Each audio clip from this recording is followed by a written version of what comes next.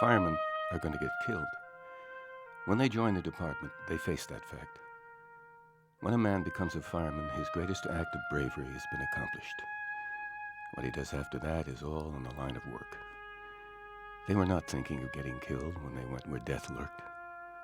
They went there to put the fire out and got killed.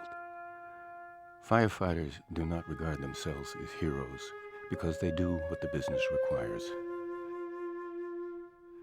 Edward Croker, Chief, New York Fire Department.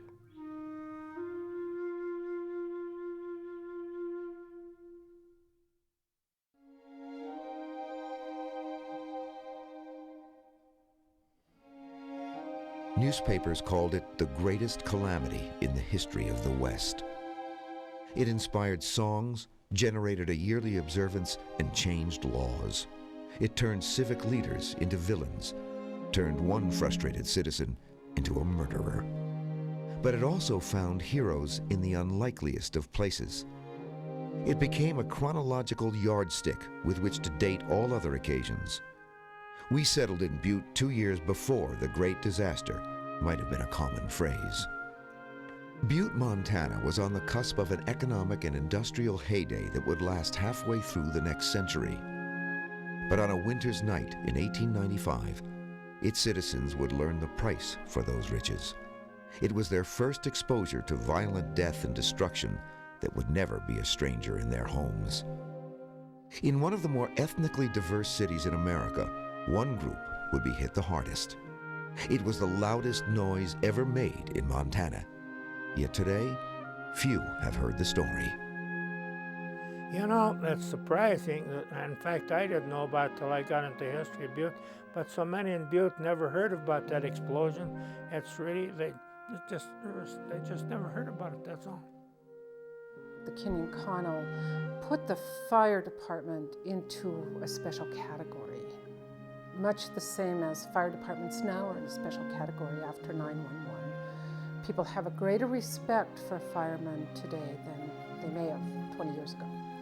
And in Butte, the Kenyon Connell explosion, I think, proved the worth of a good fire department. And then we remember that for a while, and then we forget, and then there's another catastrophe, and we're reminded constantly. It is a shame that it takes a catastrophe to remind us of this everyday sort of heroism, but I suppose that's human nature.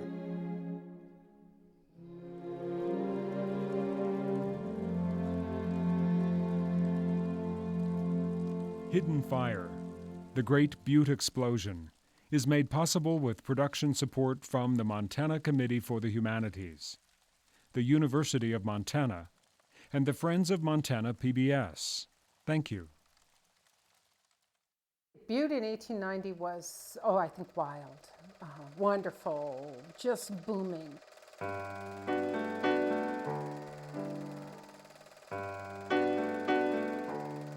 Last night there was a murder in Butte.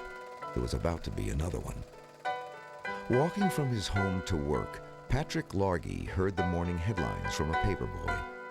But Largy, a prosperous banker and businessman, could read about last night's killing of a notorious gambler later. Right now, he had pressing business in his bank. Patrick Largy came west 30 years earlier at the head of a large wagon train. He settled in Virginia City, Montana, made a fortune in placer mining, and constructed the state's first telegraph line. Eventually, he moved his family to Butte, where he established a newspaper, formed the city's first electric light plant, and was the principal owner of the Speculator Mine, making him one of the richest men in Montana. That afternoon, Thomas Riley entered the same bank. He was dirty, shabbily dressed, and walked with a noticeable limp.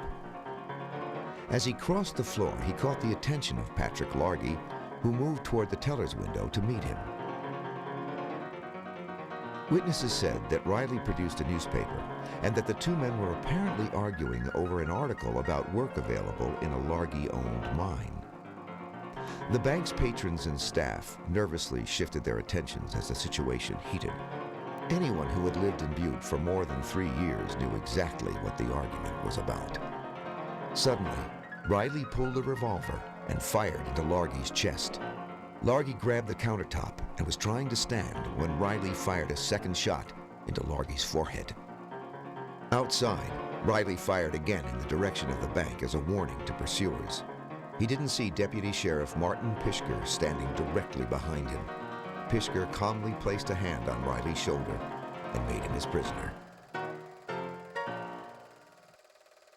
Largy's wife and young daughter were summoned, but it was too late. Moments before they arrived, Patrick Largy died on the floor of his bank. Largy was the final victim of an incident that had already claimed dozens of lives. The aftermath of a catastrophic event that had literally rocked the city 3 years earlier.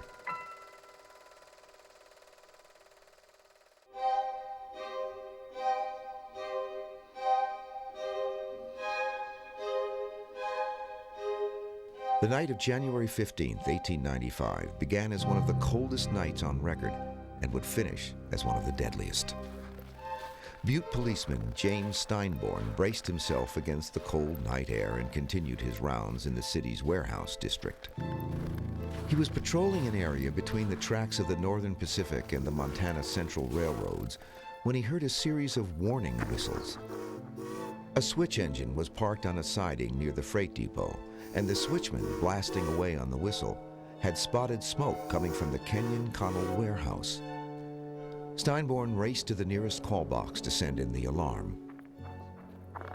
Call box 72, located at the corner of Utah and Iron, was one of 30 Gamewell alarm boxes scattered throughout Butte. It was the latest in alarm system technology. When triggered, an electronic signal flashed to a dozen ticker tape receivers. The receivers punched out 7 small holes in the tape, paused, then punched out 2 more, indicating where the emergency originated. From this night on, the call box at Utah and Iron would be referred to as Fateful Box 72.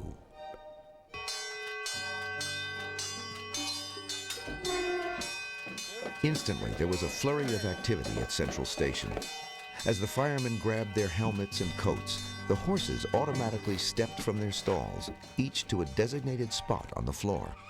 Suspended above them, a rubber harness dropped from the ceiling. Another step forward, and the horses were in their traces. In less than a minute, the wagons were rolling out the big doors at City Hall. Well, you can judge the maturity of almost any American city by when it made its transition from a volunteer fire department to a professional fire department. As cities mature, they simply couldn't rely on volunteers anymore. They had to be professional because so many lives were at risk, and firefighting became a science, something that could be studied. And once that happens, the volunteers simply didn't have a place in that world.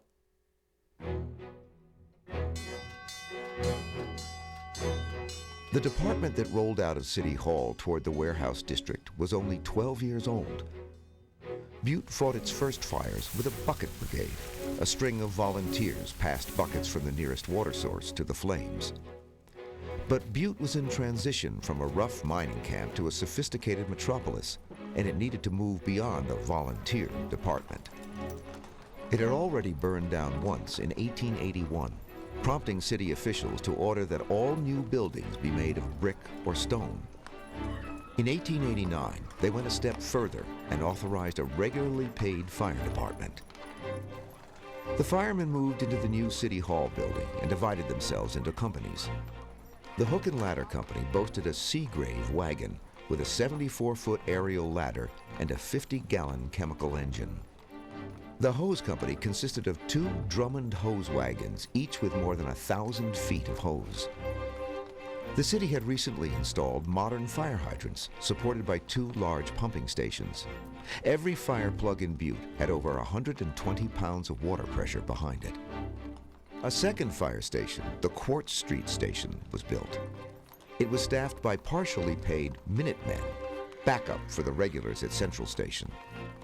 Both stations were summoned to duty by the Gamewell alarm boxes sprinkled throughout the city, just like call box 72. Well, for firemen in the late 19th century, it was almost like indentured servitude in the sense that firefighters lived at the firehouse. They were on duty 24 hours a day. Unlike any other profession except the military, these people live together. They share things with each other that most workers don't share with their colleagues. So it became this sort of bastion of male privilege.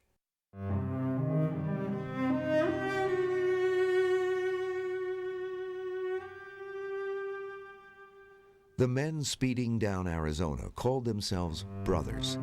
They ate, slept, trained, and worked together. For some of the men, firefighting was an introduction to local politics. For others, it was a gateway job into a respectable middle class. For all of them, in this gritty mining city, it was simply a great job to have above ground. On hose wagon number 1 rode Fire Chief Angus Cameron, an unassuming leader who voluntarily put himself closest to any danger. Cameron never asked his men to do anything he wouldn't do, and he lobbied strongly on their behalf with tight-fisted city officials. As a result, the men in his department would follow him anywhere. Next to Cameron was the assistant chief, John Sloan. An immigrant from Ireland, Sloan had the powerful physique of his former profession, a blacksmith. Also on the hose wagon were John's brother Ed Sloan, Dave Moses, and Sam Ash.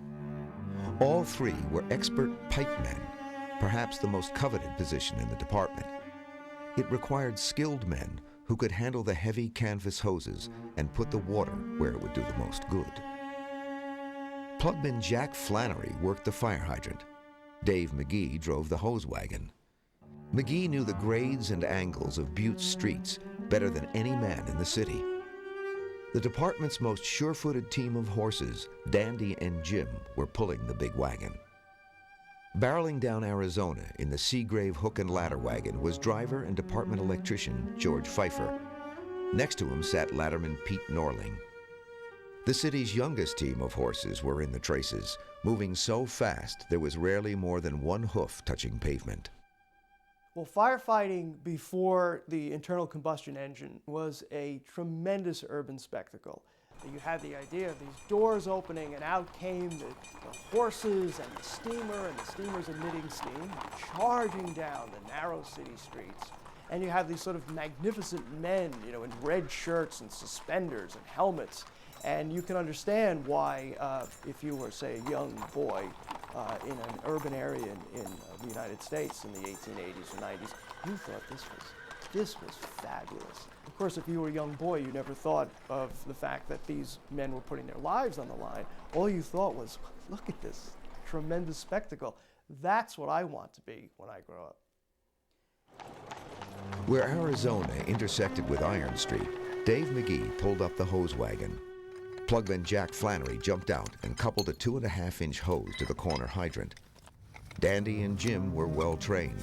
When they heard Flannery make the plug, they instinctively bolted north toward the burning warehouse, unrolling the canvas a tap line as they went. The two horses were never before so alert. Skillfully handled by Dave McGee, the team curved gracefully around, and with one quick glance I gazed upon my brave comrades as they disappeared into the night. Very few people were to be seen. Even the railroad yards, usually so noisy, were as quiet as a country village. Never before in my life had I been possessed with such a feeling of loneliness and distinct sense of impending danger. Jack Flannery, Butte Fire Department.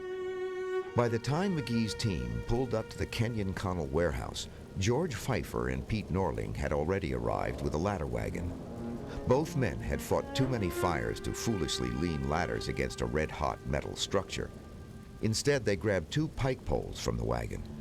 Their objective was to punch holes in the side of the corrugated iron building so the hose team could apply a stream of water.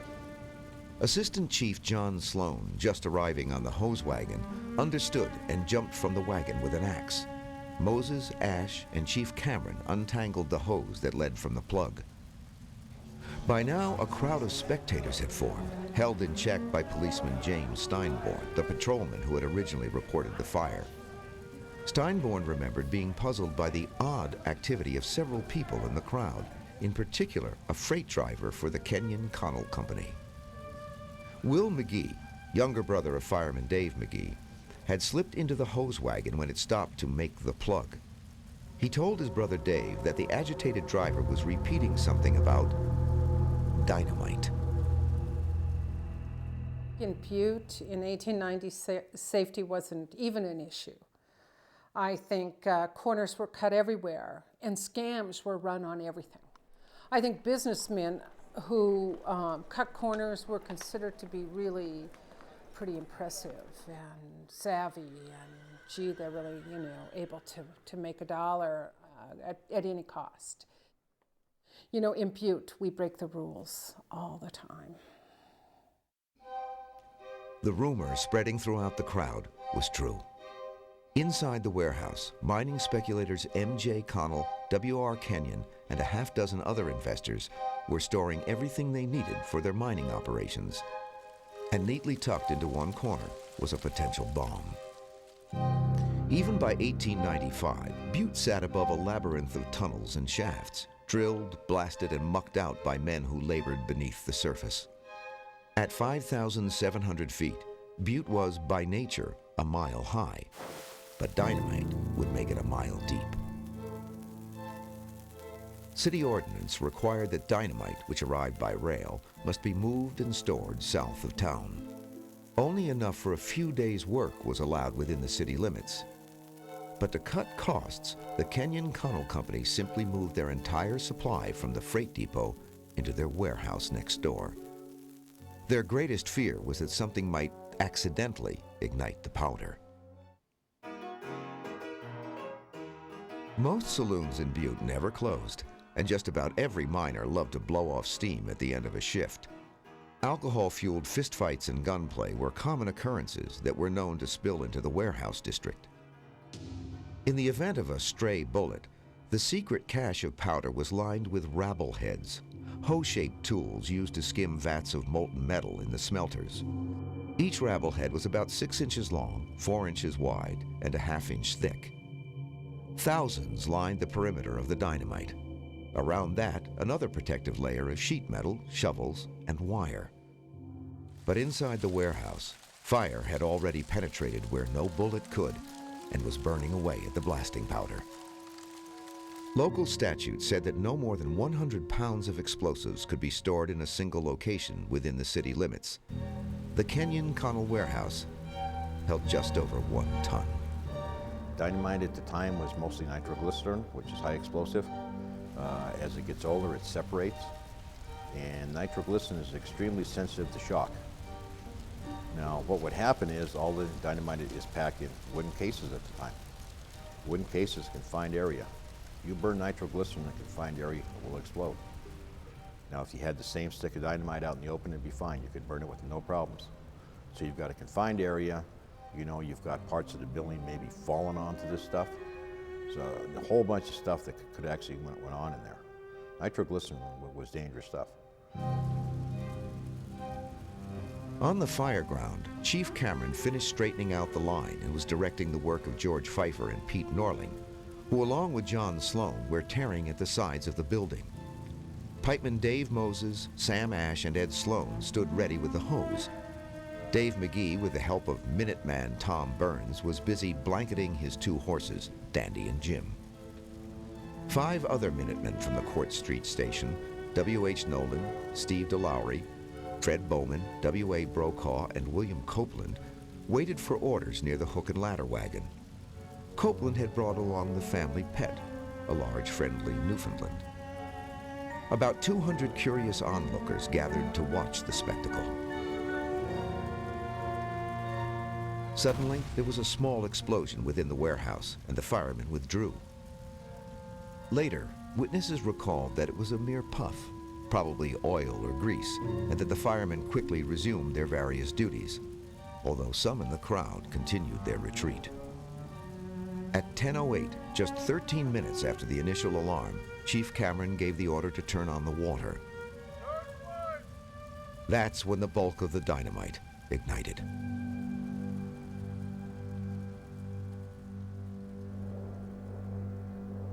"60 miles away in Willow Creek, A.J. Woodward awoke a few minutes past 10.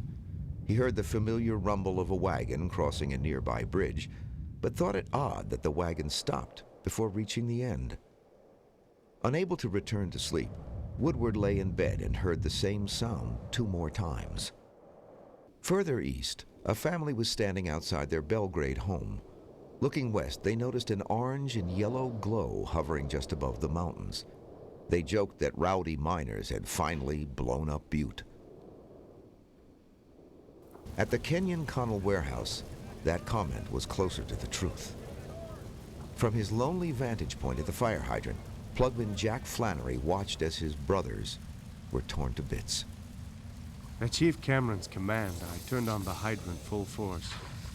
Before my hands were fully removed from the lever, there came a dull, rumbling sound, followed by an immense column of flame and an explosion which shook the earth for miles around, spreading ruin and death on every hand.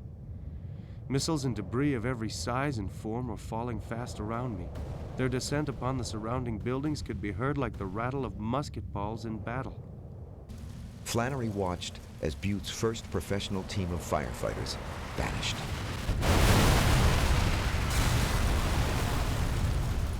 The corrugated sheets that formed the roof of the warehouse separated in a white-hot flash and lifted 100 feet into the night sky, supported by a pillar of fire.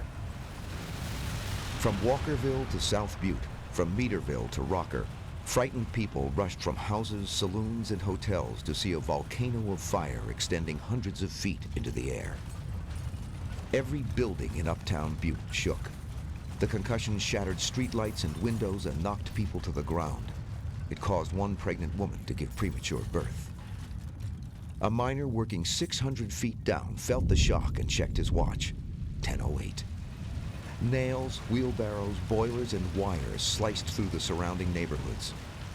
Joseph Levesque was killed by flying debris while drawing water from his well. His young son was also hit, but survived with crippling injuries. 11-year-old Florence Kitty was crossing the street when falling bricks broke both of her arms. Of all the mining supplies stored in the warehouse, the rattleheads did the most damage. Originally used for security, they doubled as deadly shrapnel.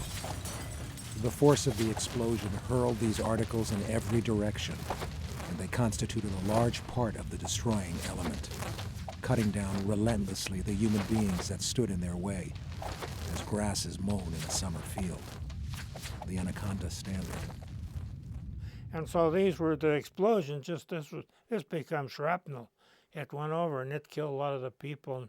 And they didn't go much into that, but a lot of homes were wrecked with it, and a lot of them come through the doors and roofs and everything. A long piece of gas pipe killed 7 people as it shot through the air. Where it landed with 2 other pipes, it formed what survivors called the fatal triangle. Of the firemen from the central station, only Jack Flannery, far back at the hydrant, and Dave McGee, blanketing the team of horses, survived. McGee was sandwiched between 2 horses. Dandy, who had taken the full force of the blast, shielded McGee and saved his life. The other horse, Jim, was injured but alive. Fireman Scotty Orr was blown 250 feet. When he regained consciousness, a mangled body lay across his. Orr's lower jaw, teeth, and tongue were torn out by a rattlehead.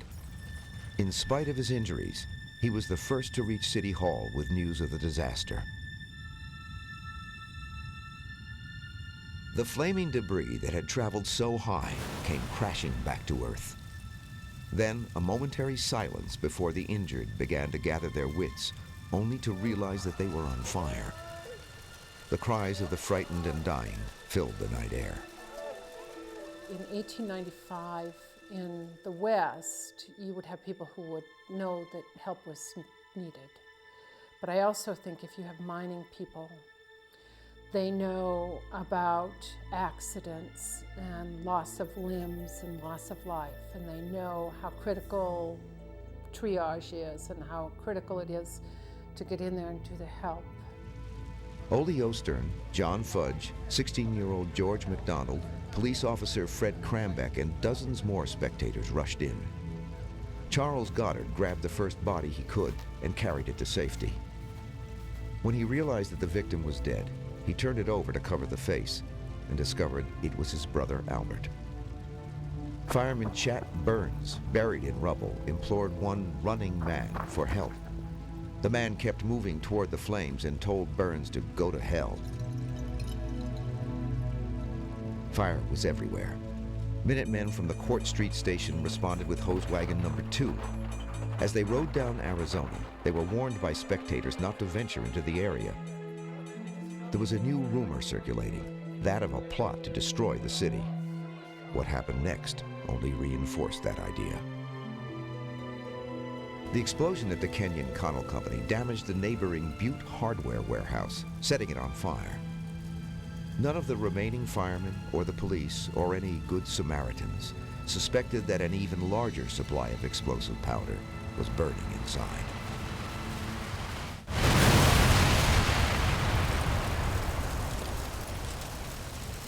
The destructive power that characterized the first explosion was recreated in the second. Once again, heavy equipment meant for underground mining was sailing through the air. A 4-pound piece of metal flew through the brick wall of the Swank Silverbow Club. Another piece crashed through the roof and down through 2 floors of a home. One massive wheel from a railroad car was tossed 8 blocks, while a circular saw 4 feet in diameter landed in Rocker, 5 miles away. Practically every remaining window in the city, as far north as Walkerville, shattered. There wouldn't be enough glass in the state to cover the damages. Because of the increased amount of powder and the presence of so many rescue workers, the death toll from this blast was much greater. A hackman, in the process of removing 3 bodies, was killed along with his team of horses. Chat Burns, still pinned under a pile of rubble, watched the running man soar 200 feet overhead. John Sloan Sr. was horribly injured and would die in 4 days. He was there looking for his 2 sons, John Jr. and Ed, both firemen, already dead from the first blast.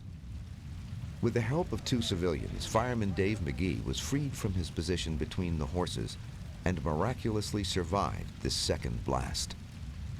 My legs were bruised and lacerated from the great effort I had made to extricate myself from the horses. Seeing that I could hardly walk, my rescuers carried me over to the garrison house. Inside, we found everything upside down, windows broken, furniture demolished. Even the doors were torn from their fastenings. We paused for a second's rest when, horror upon horror, another explosion and we were threatened with instant death. How that crooked old structure shook and shook. Everyone hustled for the west entrance and I was dragged out, more frightened than hurt, but thankful that my life had been spared a second time. I searched the house looking for other survivors, but I found none of the brave lads I had worked with. Dave McGee, Butte Fire Department. Now, wary rescue workers held back, afraid of yet another explosion, and they were right to do so. As a third and final blast rocked the area.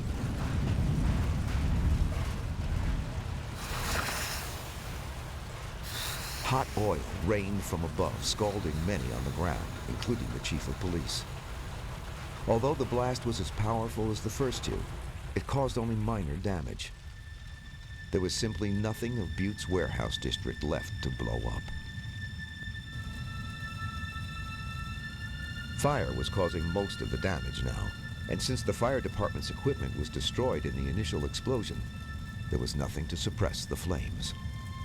Lumber loaded in rail cars burned on the tracks. Tons of flour smoldered in the Royal Milling Company, the only warehouse left intact. The next morning, that's where recovery workers would find what little remained of Chief Cameron.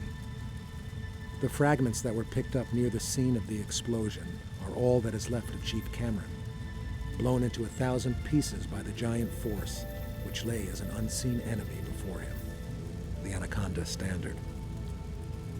Plugman Jack Flannery, who had survived the first explosion, returned to the chaotic scene along with the remaining volunteers from the Court Street station. We climbed aboard the chemical wagon and attempted to drive back toward the scene through an excited crowd. Rumors of every possible nature were handed from one to the other. They warned us of more powder and that hundreds of live electric wires lay in our path and would surely kill the horses. Despite their protests, we drove ahead. By 2 o'clock, we had the flames under control. Nothing but a smoking heap of ruins remained, which was being diligently searched for bodies. Jack Flannery, Butte Fire Department. The firemen stayed all night. At 11 the next morning, they headed back to the station. On the return ride, their hose wagon carried 40 fragments of human bodies. Never did a field of battle present a more appalling spectacle at the first light of morn. The heavy iron pipes, like dismantled artillery, and the dead horses reminded old soldiers of a battlefield after an engagement. Butte has more the appearance of a besieged city in the days of war. The Butte Miner. The scene was chaotic at the morgue as crowds of people searched for loved ones, hoping that none of the shattered bodies were ones close to them. It was just as bad at area hospitals.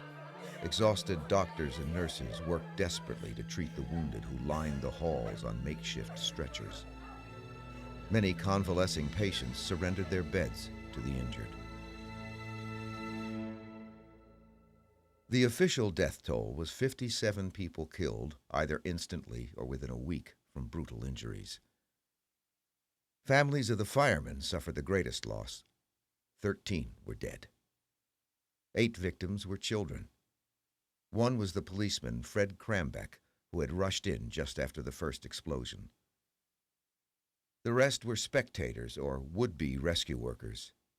57 was the conservative figure.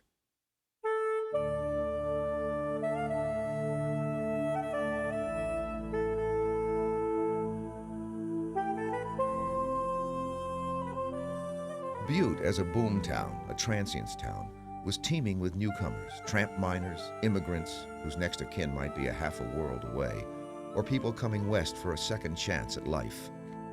And the hub of all that movement was the train depot, so close to the warehouse district. We may never know how many people really died in that incident, or how many people had just gotten off a train and just disintegrated. Especially in Butte, where the population was constantly in flux, and there might be people might not be looking for these people.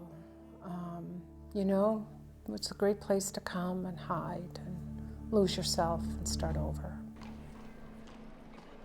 The county coroner and the city's funeral homes began the difficult task of identification. They identified Chief Cameron by his belt. They recognized fireman William Copeland by his one remaining boot and by his faithful Newfoundland, who would not leave his side. Receipts, pay stubs, and laundry codes helped in some severe cases, but positive identification was nearly impossible. Fragments were too small and scattered over too vast an area. As a result, there were errors that followed some victims all the way to the cemetery.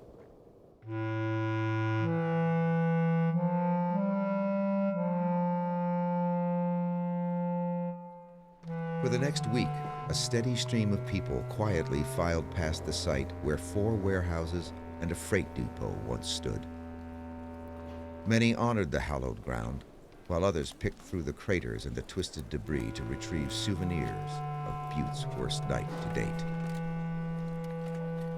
Among the ruins, they found sticks of unexploded dynamite, frozen in the intense cold, which led investigators to speculate how disastrous things might have been if the weather had been warmer.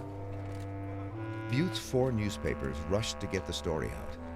Headlines were emotionally charged, the copy brimming with graphic detail. Bodies were strewn for hundreds of yards in all directions. Some were thrown against houses and mashed to a jelly, while flying debris literally knocked the heads from others where they stood. Blood, brains, arms, and legs were lying around everywhere. Many of the wounded remained near the fire, which only intensified their pain. The Butte Miner. The papers printed exhaustive lists classifying the victims by profession, race, and age. E.G. Fraser was the youngest. He was 12. Captain Edwin Robbins was the oldest. He was 52, a survivor of the Civil War and the long trek west. In Montana, he had pursued a colorful career as a teacher and writer of mathematics books, as well as a trapper and guide in the Yellowstone drainage. Old-timers called him Two Bear. With typical pioneer readiness, Robbins rushed in to help after the first explosion and got caught up in the second. My dear Wilson, your father and I have just Rooftops revealed secrets of a more personal nature. For weeks following the explosions, residents found buttons, charred photographs, and letters. The personal effects that men carried in their pockets everywhere floated down from the sky like confetti. Do take care and stay warm. Your loving mother. On January 16th, Mayor Dugan called an emergency meeting to coordinate the relief effort. Dan J. Hennessy was appointed treasurer of an office that collected money from insurance companies, churches, labor organizations, and firefighters across Montana. Bartenders announced a special explosion night. All drinks and cigars were at a bargain price, with the proceeds turned over to the relief committee. It was a rousing success. True to its reputation, Butte was generous, and by February, it was over $45,000. Families of the slain firemen would receive $3,000 each. Railroads promised to ship bodies free of charge. Of the 57 victims, 11 were shipped to other towns. 6 bodies were never claimed. City leaders rushed to organize Butte's biggest funeral to date, while 2 sisters hastily wrote a song to honor the solemn occasion. 'Twas 55 minutes past 9 in the evening, on the 15th of January 95, that the firemen of Butte in Montana state were called to extinguish a fire, and the great and gallant firemen, like heroes true and brave, made every effort that they could, all property to save. Fiercer still, the fatal blast throws out its heated breath, and holds many of Butte's citizens within the arms of death.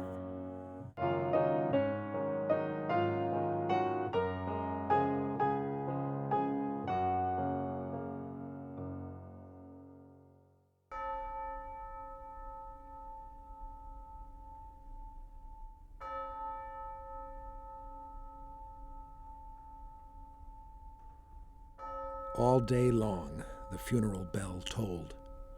Although the sun smiled from a clear sky, the bright sunshine seemed a mockery, while every eye was dimmed with tears. The Anaconda Standard. The other thing that we know how to do well here is bury our dead.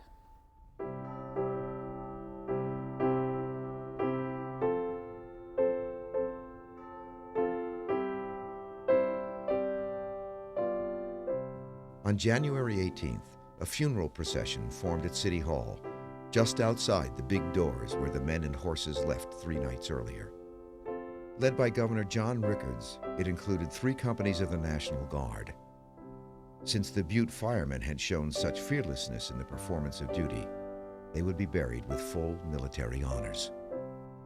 Fire departments, their wagons draped in black, came from Great Falls, Billings, Missoula, and Bozeman. Despite being injured, fireman Dave McGee rode along in hose wagon number 2. Like McGee, many in the crowd of over 25,000 had bandaged hands and swollen faces. 9 makeshift hearses carried the caskets to the cemetery. Since so little remained of Chief Cameron or of firemen Ash, Norling, and Moses, organizers agreed that the firemen would be buried together in one casket with the sentiment, "Together in life, fighting fire side by side, they are now united in death. The funeral procession was so long that by the time the first hearse reached Mount Moriah Cemetery, the end of the procession was just past the starting point. William Copeland's Newfoundland was there. The dog survived all 3 explosions, followed Copeland to the morgue, and now took a place at the grave. The Anaconda Standard reported that the Newfoundland never left the cemetery, despite repeated attempts to relocate him, and that in 6 weeks, the dog was found dead on Copeland's grave. Only the recording angel with pen dipped in tears can truly write the story of that awful night. Faces blanched in terror, heartbeats quickened at the thought of what might be. Wives clinged to husbands with the hopelessness of a last embrace. Little children nestled close to their protectors and sobbed out their nameless fear. Everywhere were doubt and consternation.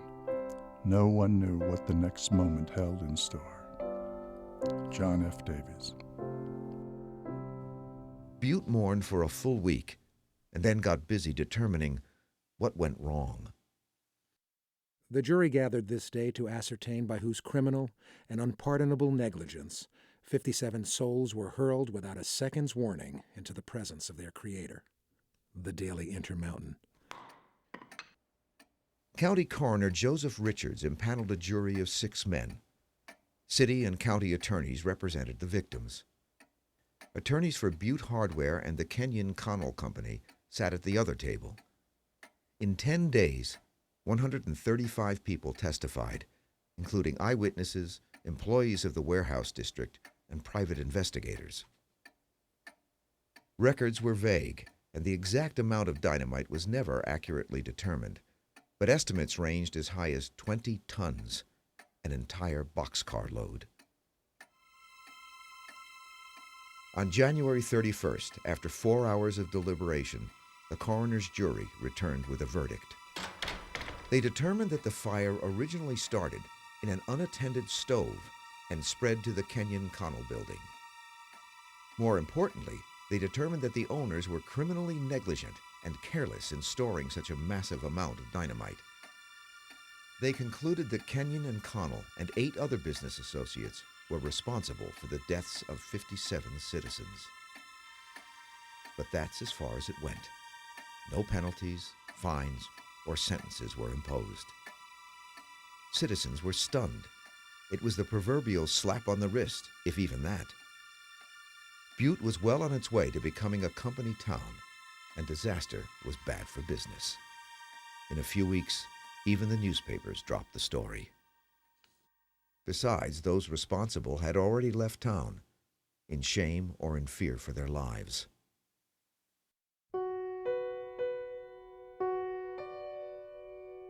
Only Patrick Largy, principal owner of the Butte Hardware Company, remained. In fact, his efforts to stay in Butte helped relieve the suffering caused by his business associates who had spent more in lawyers' fees than in compensation for the victims. 3 years later, Largy's efforts were cut short when Thomas Riley limped into the bank and gunned him down. Largy had already given Riley $1,500, compensation for a leg blown off in the first explosion, and a number of jobs that for one reason or another Riley was unable to keep. Riley's frustration at his seemingly hopeless situation finally erupted that morning in the bank. I've often thought about it, but I might just as well be hanged as live the way I have. Law is nothing but a spider's web anyway. It catches little flies and lets the big ones escape. If it had given me a square deal, all this would not have happened. Thomas Riley, prisoner number 543. Riley was eventually found guilty of murder and sentenced to life imprisonment. After serving 40 years at the state prison in Deer Lodge, he was pardoned, and a frail and remorseful Thomas Riley disappeared into 1937 Montana. Many of the survivors, many of the victims who, were wives that were now widowed, mothers who now had no children, certainly blamed the business owners. But there was no real justice for those people. For years, Butte wore the physical and emotional scars of that night in 1895. Survivors carried pieces of nails, wood, and rocks inside their bodies for the rest of their lives. Mary Sloan took in wash to make ends meet. She had lost her husband, John, and also her two sons, Fireman John Jr. and Ed. Patrick Largy's wife, Lulu, stayed close to Butte and Montana. After the murder, she administered her husband's affairs, raised their 4 children, and worked hard to rehabilitate and distinguish the family name. In 1910, the music that would eventually become the state's official song was written in daughter Mary Montana Largy's parlor. Fireman Dave McGee, Jack Flannery, and surviving members from the Minuteman ranks met every year on January 15th for dinner. That tradition continued until age and time eventually reunited the entire fire department. Jim, the fire department's sole surviving horse, recovered from his wounds and returned to active service. His first job was to help firemen train the replacement horses. The new horses, after spending time with a veteran like Jim, would quickly learn how to behave in the hitch and on the fire ground. Each Memorial Day, the department decorated their newest wagon with flowers. Then they would hitch Jim in the drop harness and ride out to the cemetery where they would leave the flowers on the graves of all of their dead. Jim spent the next 16 years pulling ladder and hose wagons until all the horses were replaced by motorized trucks. When the city no longer needed his services, Jim spent his final years wandering, untethered, throughout the streets of Butte, rewarded with sugar and apples from school children who knew of his celebrated history, perhaps the most famously spoiled horse in Montana. The Kenyon Connell explosions would not be Butte's last disaster, or even its greatest, just its first great disaster. After 1895, tragedy continued to plague the city with almost frightening regularity. With each passing year, more men died deep underground in the maze of shafts named the Leonard, the Black Rock, the Pennsylvania, and a dozen other mines on the Hill. Just as many perished from the respiratory disease silicosis, or miner's con. Above ground, men battled one another for political power, for copper, or for control of the unions. The city's next noteworthy explosion would not be an accident.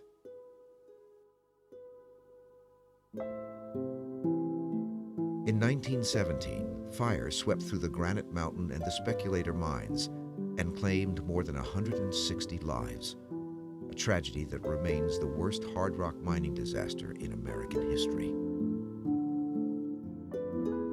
As Butte struggled with greater and deeper loss, the explosions of 1895 were almost eclipsed.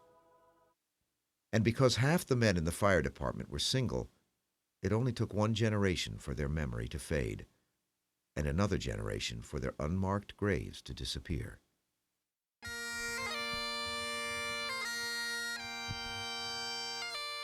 You know, we came out here and checked out the graves here at the cemetery, and we noticed there was 5 members of the fire department who did not have headstones. And you know, that did not sit well with us, and we thought, you know, we have to do something for these gentlemen. They served the city of Butte, and yet they had no headstones on their graves. And we just thought it'd be fitting that the Butte Fire Department and the Montana State Firemen's Association do something in memory of these fine, courageous fellows. In 2001, emergency personnel from across western Montana gathered in Butte's Mount Moriah Cemetery to honor 5 new graves. We are here this morning to dedicate grave markers for Butte firefighters who gave their lives in the service of their community on January 15th in 1895. 57 people lost their lives due to that tragedy, and amongst them nearly the entire fire department. Old records and surveys pinpointed the lost grave sites. Thanks to the Montana State Firemen's Association and a supportive community, each fireman now has a headstone commemorating his dedication to duty and a date he shares in common with other graves at Mount Moriah and St. Patrick's cemeteries.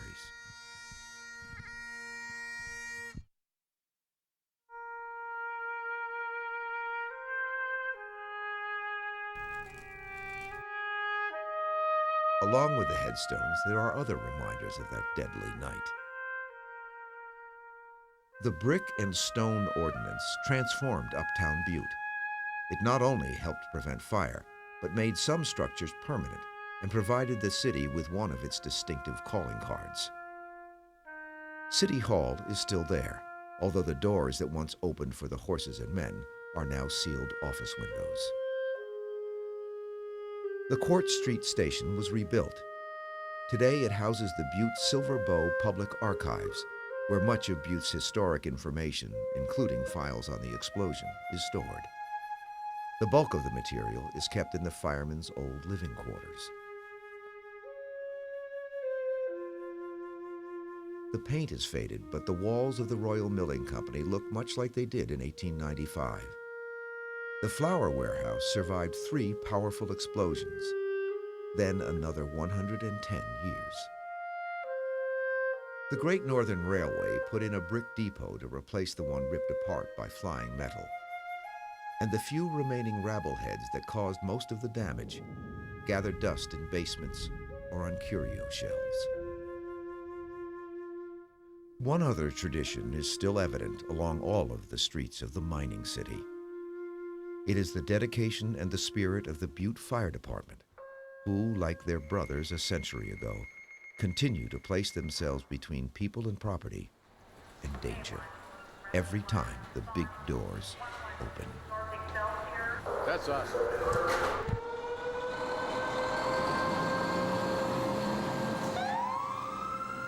We see that fire truck in the rearview mirror and we pull over, probably without thinking that, you know, these men and women are going to a possible catastrophe and some of them may not return.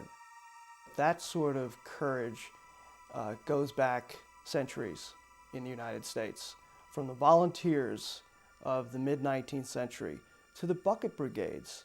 People, extraordinary people, have been willing to put their lives on the line to save others from that, mythic disaster known as fire.